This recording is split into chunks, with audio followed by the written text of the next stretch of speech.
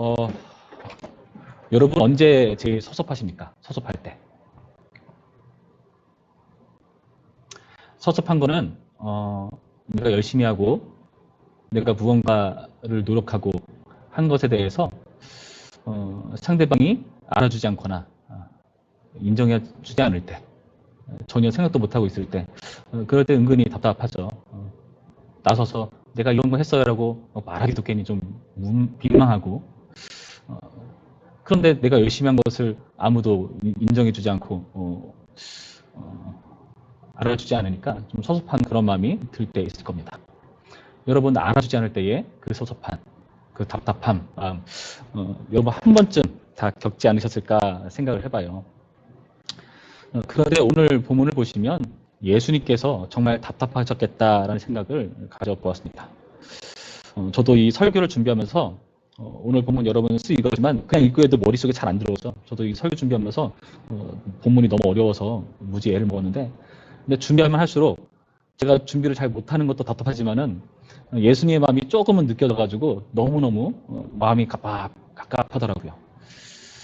답답하셨어요, 예수님. 왜 그런가 하면은 예수님께서 지금 어떤 과정 가운데 있으신가? 안식일에 병든 자를 고치셨거든요. 그러면서 유대인들이 예수님을 공격합니다. 어떻게 안식일에 일을 할 수가 있느냐? 어떻게 안식일에 왜 병을 고치느냐? 그런 걸 가지고 딴지를 걸죠. 예수님께서 그에 대해서 무엇이라고 말씀하셨냐면은 제가 예전에 그 여름 수련회 때 하나님의 열정이라는 주제로 설교했을 거예요. 내 아버지께서 일하시니 나도 일한다. 그 말씀하시면서 반응을 하십니다. 그런데 이 말 때문에 큰 문제가 발생해요. 볼까요? 18절 말씀 보면 이렇게 되어 있습니다. 18절 말씀 보시면은 유대인들이 이로 말미암아 더욱 예수를 죽이고자 하니 이는 안식일을 범할 뿐만 아니라 하나님을 자기의 친아버지라 하여 자기를 하나님과 동등으로 삼음이러라. 하나님을 아버지라고 부르는 것, 이것은 큰 문제였습니다. 그 당시 아들이라는 존재는 아버지를 그대로 반영하는 존재예요. 그 이스라엘 사람들이 그 문화적인 그런 현상들을 봤을 때 그 부모님의 아버지의 일을 그대로 물려받아 사거든요. 그래서 그 사람의 일을 보면은 그 아버지를 알 수 있고 그 직업을 알 수 있는 것, 이런 데서 비롯된 건데, 다시 말해서 아버지는 곧 아들은 곧 아버지라는 그런 인식이 그 당시 있었다는 것을 기억할 필요가 있습니다. 제가 요즘 즐겨보는 프로가 있어요. 텔레비전을 뭐 자주 보진 못하는데 가끔 보면은, 예전에는 막 머리 복잡한 시사교양 프로나 그 인문학 프로 이런 걸 많이 봤는데 요즘은 뭘 듣고 보게 되냐면 그런 거 보게 돼요. 여러분 절대 안 보실 프로들인데, 뭐 EBS에서는 한국기행이라던가 그 KBS 1에서 하는 김영철의 동네 한 바퀴, 이런 프로를 보게 되더라고요. 그 보면은 그 여러 곳을 이렇게 돌아다니면서 이렇게 취재를 하죠. 그런데 그 직업 같은 거를 많이 봐요. 보는데 요즘 젊은 사람들이 그 부모님과 같이 일을 하거나 그 부모님이 하던 거를 그대로 이어서 하는 것들이 예전에 비해서 굉장히 많아졌어요. 굉장히 많아졌어요. 그만큼 취업이 힘들고 일자리를 구하는 게 어렵다는 말일 텐데, 그런데 그런 걸 봤을 때 안정적이고 저것도 가업을 이루면서 어떤 장인의 그런 대를 잇는 것도 나쁘지 않겠다는 생각도 들었어요.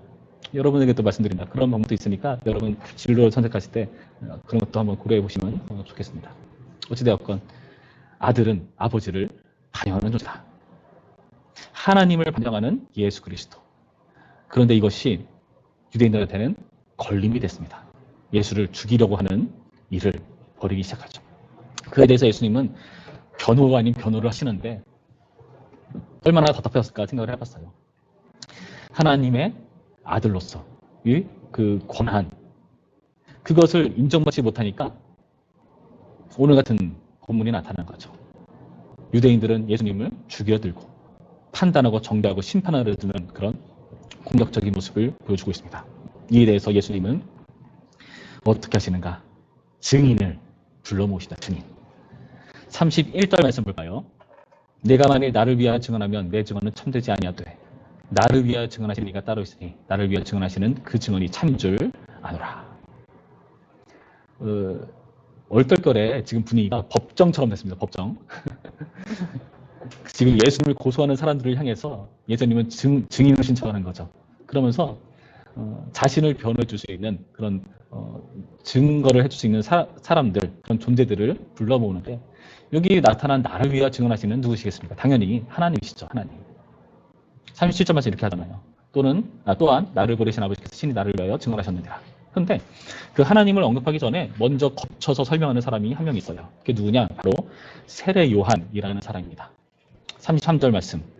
너희가 요한에게 사람을 보내매 요한이 진리에 대하여 증언하였느니라. 요한이 진리에 대해서 증언했다. 요한복음 앞부분을 보시면 요한복음이 예수님을 지금 드러내는 모습을 보거든요. 1장 29절에서 34절까지의 말씀에 보면은 그냥 쉽게 말해서 보라 세상 죄를 지고 가는 하나님의 어린 양이로다 하면서 저 예수 그리스도가 바로 하나님의 아들이심을 증언했다라고 그 본문이 표현하고 있거든요. 자, 요한도 하나님의 아들로 예수님을 드러내고 있습니다. 근데 중요한 게 뭐냐? 지금 너희가 요한에게 사람을 보내매, 요한에 대해서 사람들은 선호하고 있다는 거죠. 35절 말씀 볼까요? 요한은 켜서 비추는 등불이라 너희가 한때 그 빛에 즐겨 있기를 원할거니와. 무슨 말입니까? 요한은 너희가 좋아하는 사람 아니냐? 너희가 그의 등불 아래에 거하기를 즐거이 여기지 않았느냐? 그런데 그런 사람이 나를 증거했다. 지금 그 얘기를 하고 있는 겁니다. 그런데 여기에 추가로 뭘 말씀하시는가 하면은 36절 말씀 이렇게 되어 있다. 내게는 요한의 증거보다 더 큰 증거가 있으니 아버지께서 내게 주사 이루게 하시는 역사, 곧 내가 하는 그 역사가 아버지께서 나를 보내신 것을 나를 위하여 증언하는 것이요. 지금 내게는 요한보다 더 큰 증거가 있다. 그거를 말씀하시면서 지금 자신이 하는 그 놀라운 역사들, 아까 말씀했었던 그 병자를 이렇게 그 치료하시는 그런 역사들을 비롯해서 여러 가지 사역들을 지금 말씀하시는 거죠. 처음부터 이렇게 말씀하시면 될 걸 요한은 또 왜 언급하시는가? 나와 있잖아요. 34절에 그러나 나는 사람에게서 증언을 취하지 아니하노라. 사람에서 증언을 취하지 않을 거면 요한을 못하러 언급하셨을까? 여러분 이런 생각 들 법해요. 말하다가 이렇게 준비가 안 되면은 쓸데없는 말을 많이 해서 말실수를 하잖아요. 예수님이 말실수한 것도 아니고 굳이 필요 없는 말을 괜히 더 구현해가지고 굳이 말씀하시는가. 근데 지금 요한을 언급하시는 이유가 있어요. 사람들이 선호하니까? 물론 그런 이유도 있습니다. 근데 하나님은 사람의 그런 증언을 취하실 필요가 없기 때문에 그 요한을 굳이 불러올 필요는 없거든요. 왜 이 말씀을 하시는가 하면은 계속 나와 있습니다. 34절. 그러나 나는 사람에게서 증언을 취하지 아니하노라. 다만 이 말을 하는 것은 너희로 구원을 받게 하려 합니다. 요한을 언급하는 게 너희에게 구원을 받게 하기 위해서 요한을 언급하는 거다라고 말을 해요. 이 말이 좀 어렵죠? 무슨 뜻인가 하면은. 자, 요한은 어떤 사람인가 하면은요. 이 요한복음을 기록한 요한 아닙니다. 당연히. 세례 요한을 말해요. 예수님에게 세례줬던 그 요한이요. 그 요한은 인기가 많았어요. 광야에서 사람들에게 세례해주는 의식을 했는데 많은 사람들이 몰려들었거든요. 근데 이 세례 요한이 어떤 역할을 하는 사람인가? 그 세례를 베푸는 것도 그의 중요한 사역이겠지만은 성경이 말하는 그의 정말 중요한 역할은 예수 그리스도가 오시는 것을 예비하는 거예요. 그리스도를 드러내는 역할을 요한이 하는 겁니다. 그런데 요한은 예수님보다 먼저 태어난 존재죠. 지금 예수님께서 이 세상에 실체로 오셨어요. 자, 그렇다면은 요한까지를 예수님 오시기 전에 하나님의 일을 하는 그런 사역자로 여길 필요가 있습니다. 실제로 예수님께서도 선지자들을 얘기하면서 그 선지자들보다 더 큰 자가 이 요한이다 얘기를 하시거든요. 그러니까 요한도 그 선지자들을 대표하는 존재라고 볼 수가 있는 겁니다. 선지자들. 여러분 선지자들이 어디 나오나요? 구약 성경에 나오죠. 구약 성경에 그 엄청나게 두꺼운 분량들이 대체로 선지자들이 말한 거예요. 뭐 이사야, 예레미야, 그렇죠? 그리고 짧은 분량이지만 여러 선지자들도 있습니다. 그런 선지자들이 그렇게 두껍고 긴 분량으로 말을 한 것이 바로 하나님을 증거하기 위해서, 특히 하나님께서 보내시는 메시아 그리스도, 예수 그리스도를 증거하기 위해서 그 긴 분량을 말씀하시는 거거든요. 요한이 진리에 대해서 증언했다라는 의미가 그런 의미입니다. 자, 그런데요. 이 세례 요한이 선지자인데 선지자는 예언을 하는 사람이란 말이죠. 예언. 하나님의 말씀을 미리 전한다라는 의미가 아니라 맡아서 전한다는 뜻의 예언이에요. 여러분 예언을 자꾸 착각하시는데 막 미래를 막 점치고 뭐 이런 걸 예언이라고 말하지 않아요, 성경은요.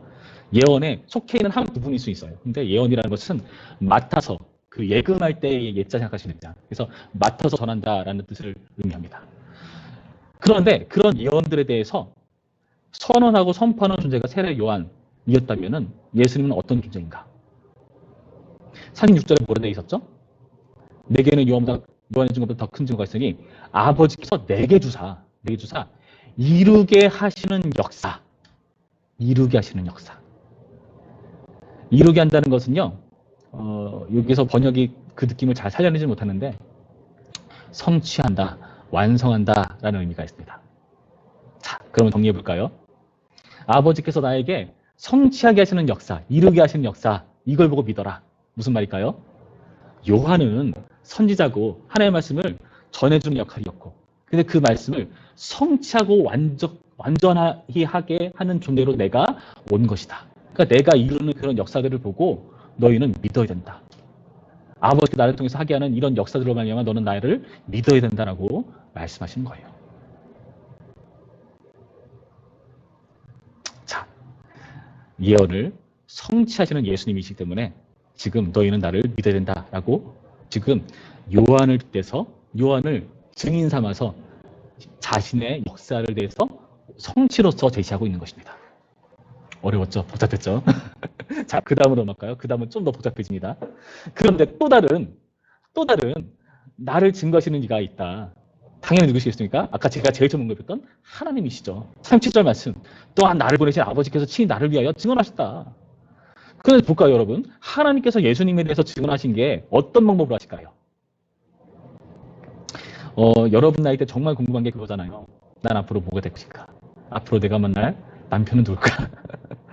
그 여러 가지 궁금증들. 난 앞으로 뭘 먹고 살 것인가? 무슨 진로로 선택하실 것인가? 여러 가지 미래에 대한 궁금증과 그런 뜻이 있을 겁니다. 여러분 그에 대해서 그런 생각 듣지 않으셨습니까? 하나님 꿈속에 나타나셔서 저에게 응답을 주시죠. 저에게 구체로 내가 알아들으시게 하고 귀에 똑똑 들리게 너 앞으로 이거 하고 살 거야. 이거 해. 그렇게 좀 말씀해 주면 얼마나 편해요. 어느 중학교에 가야 될지, 어느 고등학교에 진학해야 될지, 어떤 대학에 원서로 써야 탁 하고 붙을지 하나님 좀 알려주면 또 어디 건너십니까? 여러분 그런 생각 있지 않습니까? 저는 한때 제가 막 영어에 대한 우울증이 되게 심했어요. 왜냐면 영어를 못하니까. 여러분 나이 때 제가 공부를 너무 안 했거든요. 그러니까 영어를 못하니까 되게 두려웠어요. 근데 웃긴 게 제가 뭐 이렇게 길 가다가 꼭 외국인들이 저한테 길 물어볼 때가 되게 많아요. 어찌나 난감한지. 나도 영어를 못하는데. 막 열심히 이렇게 설명을 합니다. 송탄에 오니까 외국인들이 엄청 많더라고요. 되게 당황스러웠어요. 근데 송탄에 와서 적응된 건 있어요. 이제 외국인이 무섭진 않아요. 그렇다고 영어를 잘하느냐? 아니요. 그래도 해요. 근데 외국인이 이제 익숙해지긴 했는데 영어는 못한다. 그 정도죠. 예. 전도할 때 영어로 전도할 때 많습니다. 그런 분들 그때 지저스 러브 유 하면서 줘요. 근데 어쨌든 그런 불편함이 있는데 하나님께서 바벨탑에 괜히 그거 스트버리시면서 언어를 혼잡하게 쳐가지고 왜 내가 영어를 못하고 이런 일을 해야 되는가 막 그런 걱정이 있는데 아무튼 그런 기도도 한 적이 있어요. 하나님 좀 외국어 잘하게 해주시면 안 됩니까? 잘 알아들을 수 있으면 얼마나 좋겠습니까? 근데 하나님 여러분 생각해 보세요. 하나님께서 우리에게 응답을 주실 때 어떻게 하십니까? 하나님께서 예수 그리스도를 너에게 증거로 제시하셨다. 나의 증언을 하셨다. 여러분 하나님께서 여러분한테 예수님에 대해 증언한 거 들어본 적 있습니까? 여러분 귀에 짠하고 나타나셔서 야 봐 내가 얘 좀 소개해줄게. 예수 그리스도야 내 아들이지. 얘는 나와 같은 하나님이야. 그런 게 없잖아요. 하나님이 나에 대해서 증언했다는 뜻이 무슨 의미일까요? 옛날 구약시대에 하나님께서 실제로 임재하셔가지고 이스라엘 가운데 나타나셨던 적이 있었어요. 바로 신명기서에서 그걸 설명하는데 출애굽기에서 나옵니다. 예수님이 나타나니까 이스라엘 백성들이 어떻게 했는지 아세요? 무서워서 죽을까봐 두려워 떨었습니다. 하나님의 임재 앞에. 그래서 뭐라고 말했느냐? 모세 나 하나님의 임재 너무 두려워 무서워 못 보겠어. 그러니까 네가 대신 전해줘. 하나님의 십계명을 쩌렁쩌렁 울리게 선포하시는데 사람들이 막 두려웠어요. 죽을까봐. 그래서 모세가 시내산에서 다시 하나님의 말씀을 받아가지고 그들을 전해주는 역할을 하는 사람으로 쓰는 거죠. 신명기에서 설명하고 있는데요. 시내산에서 여호와께서 강림하셨을 때에 그렇게 말을 하죠. 내 하나님 여호와의 음성을 듣지 않게 하시고 다시는 이 불을 보지 않게 하소서. 이 불이라는 하나님의 임재 그때 불의 형상으로 나타났거든요. 그렇게 말을 하니까 그 이유를 두렵건대 내가 죽을까 하노라라는 그런 말로 이렇게 설명을 하거든요. 그래서 하나님이 선택하신 방법은 모세를 통해서 하나님의 말씀을 들려주는 거거든요. 모세가 하나님의 말씀, 율법을 전해주잖아요. 자, 그런 이해 속에서 37절 말씀을 다시 자세히 보세요. 이렇게 되어 있죠. 또한 나를 보내신 아버지께서 친히 나를 위하여 증언하셨느니라.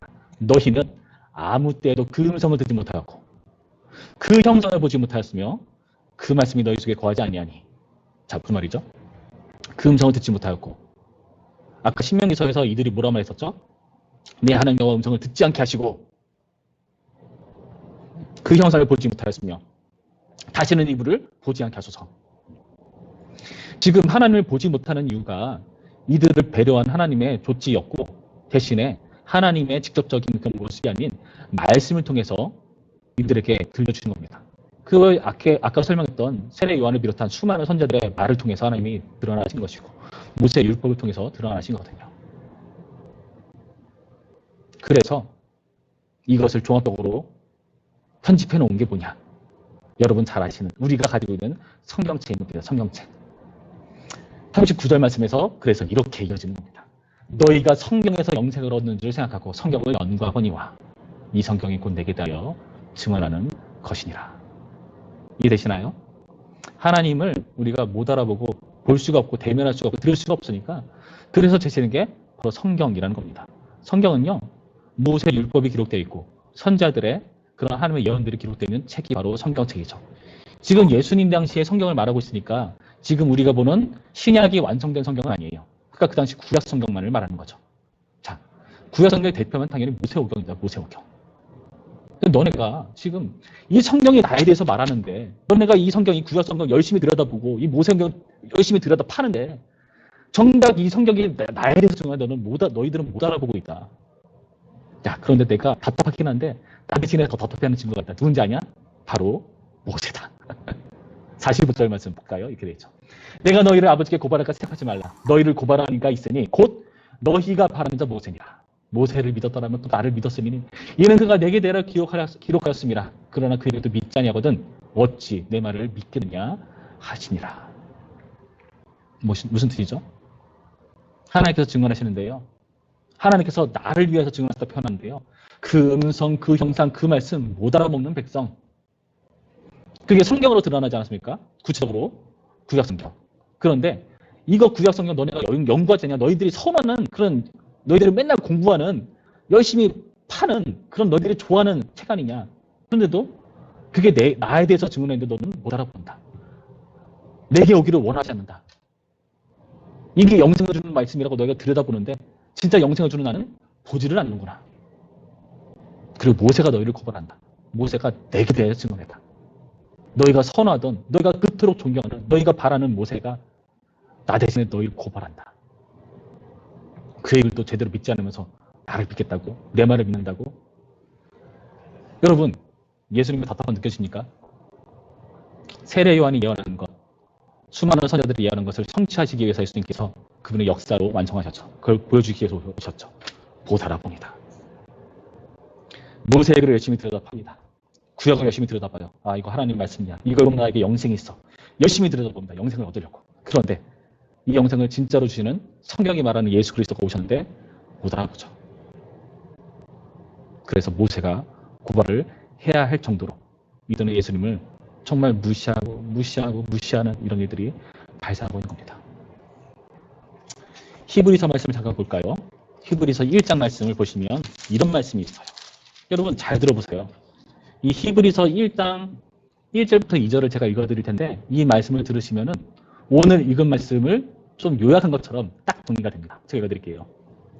옛적의 선자들을 통하여 여러 부분과 여러 모양으로 우리 조상들에게 말씀하신 하나님이 이 모든 날 마지막에는 아들을 통하여 우리에게 말씀하셨으니 이 아들을 만유의 상속자로 세우시고 또 그로 말미암아 모든 세계를 지으셨느니라. 이는 하나님의 영광의 광채시오 그 본체의 형상이시라. 아멘. 그동안 여러 명으로 너희가 내가 말하는 것을 들어왔는데 다 못 알아보더라. 그래서 이 마지막에는 내 아들을 통해서 예수 그리스도를 통해서 내가 너희에게 전하는 것이다. 그런데 이 아들을 죽이려 드는 유대인들의 모습을 살펴보고 있습니다. 유대인들은 왜 이러고 있을까요? 왜 예수님을 못 알아볼까요? 여러분 어떻게 생각하십니까? 여러분 언제 하나님의 말씀과 설교나 성경을 읽거나 요절을 암송하거나 교회에서 배우는 이런 여러 가지 가르침들을 언제 못 들은 척 하십니까? 바리새인들은 성경에 정통한 사람들이었어요. 유대인들 성경이 익숙한 문화에서 자라왔습니다. 모태신앙으로 자라는 사람들 교회가 익숙하잖아요. 처음 오는 사람은 되게 어색한데 되게 익숙하잖아요.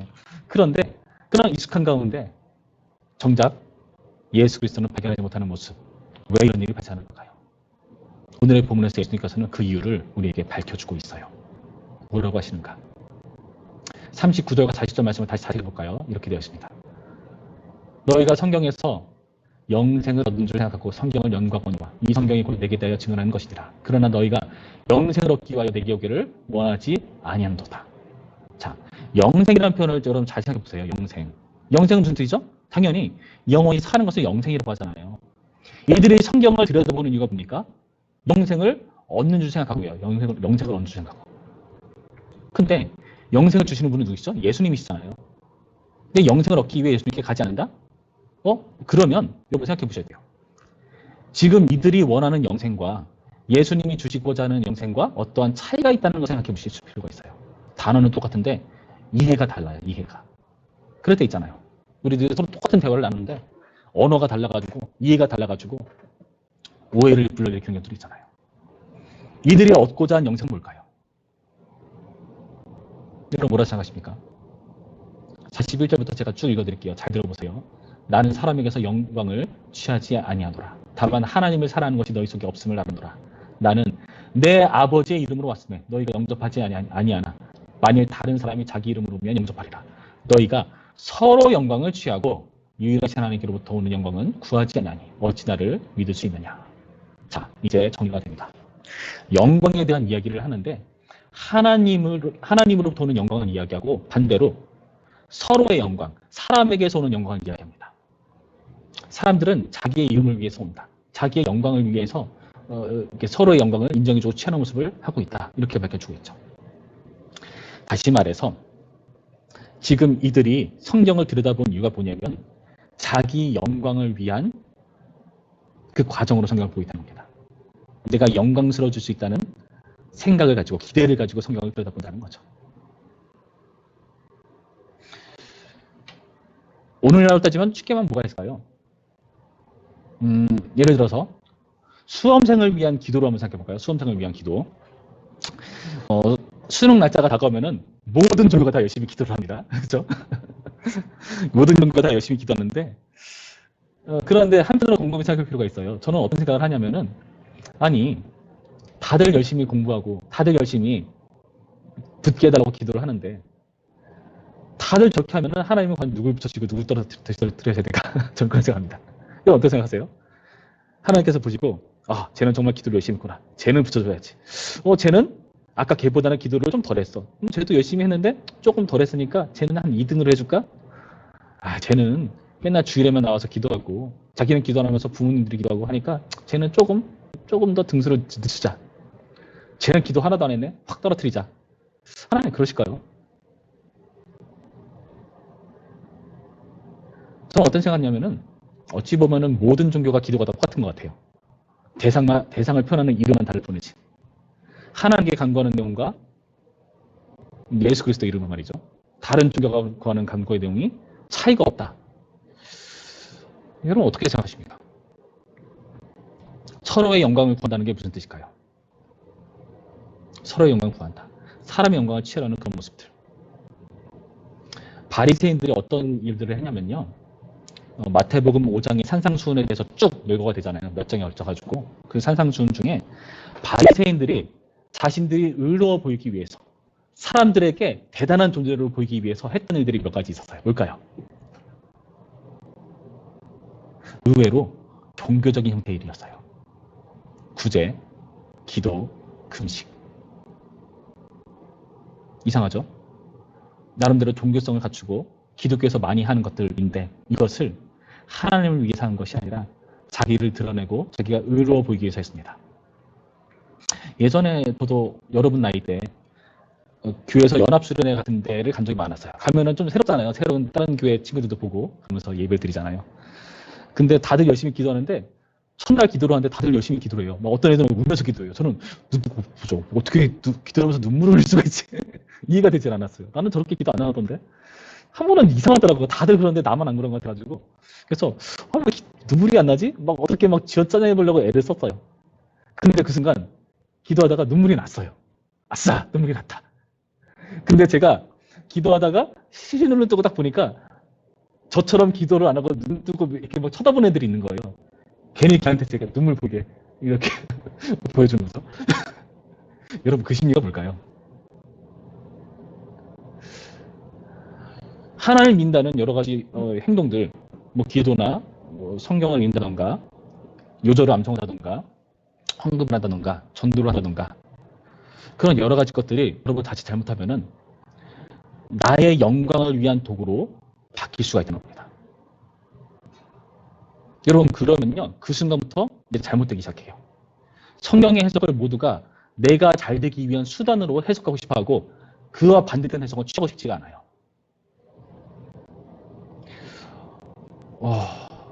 되게 심각한 문제예요.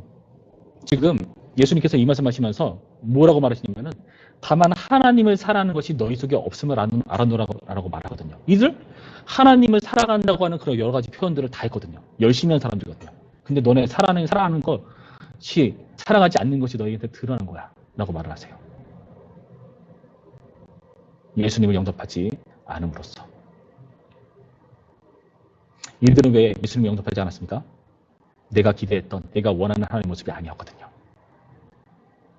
내가 원하는 하나님의 모습은 내가 하는 기도 다 들어주시고 무조건 내가 잘 되게 해주시고 내가 쟤보다는 그래도 잘 나가게 해주시고 누군가한테 잘하고 떵떵거릴 수 있을 만한 그런 형편이 되게 하시고 그런 분이셔야 내가 모실 만한데 아니다. 너 이번에는 네가 희생해라. 이번엔 때가 아니다. 너 재수를 해라. 너 이런 하나님 여러분 어떻게 생각하십니까? 받고 싶으십니까? 자기가 원하는 하나님이 아니기 때문에 예수 그리스도 오셨는데 나를 칭찬해 주기는커녕 나에게 맨날 혼내시고 너네 제대로 못하고 있다라고 딴짓한 것이고 안식일에 우리의 의를 막 드러내야 되는데 병을 고치시고 막 하나님의 권한보다 아들로서의 권한을 지금 드러내고 계신 건데 내 권한이 더 중요하니까 지금 이런 일이 발생하는 겁니다. 자기의 영광을 위한 종교로 기독교를 취하고 있는 거예요. 여러분 남의 이야기 같습니까? 여러분 이야기예요. 우리 이야기예요. 꾸준히 열심히 예배에 참석하는 친구들이 있습니다. 감사하죠. 감사한 게 아니라 사실 당연한 겁니다. 그런데 이것을 감사하다고 말해야 할 정도로 너무나 우리의 신앙이 약해졌어요. 나의 취미, 나의 진로 중요한 거 인정합니다. 그런데요. 그 취미와 진로를 위해서 그 취미와 진로를 제대로 하는데 하나님이 방해된다. 주일 성도가 방해된다. 여러분 여기 있다면 어떻게 하십니까? 예배를 포기하잖아요. 오늘 기도해야 돼. 오늘 내일 성경 시험이라서 공부해야 되는데요. 중요한 약속이 있어요. 오랜만에 친구랑 만나는데 몇 년 만에 만나는 거예요. 그러니까 오늘은 좀 예배를 빠져도 되겠습니까?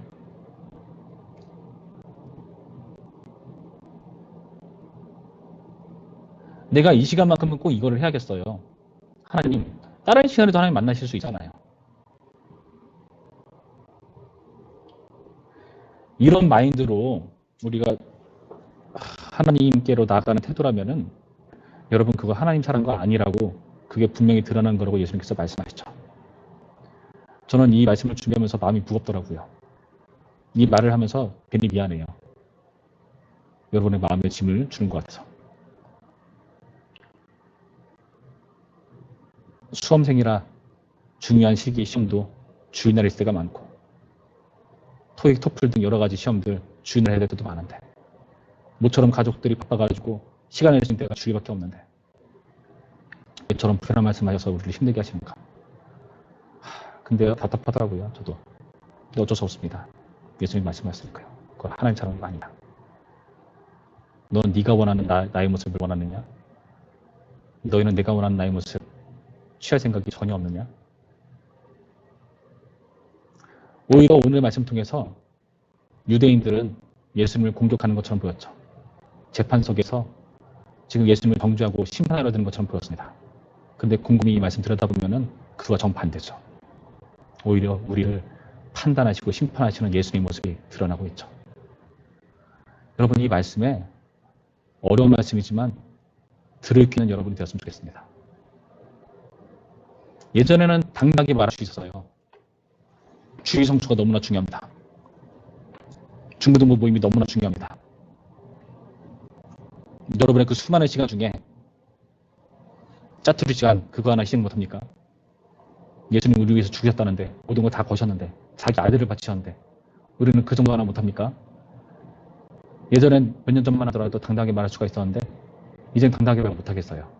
왜요? 이 말에 찔리는 사람이 많을 거 아니에요.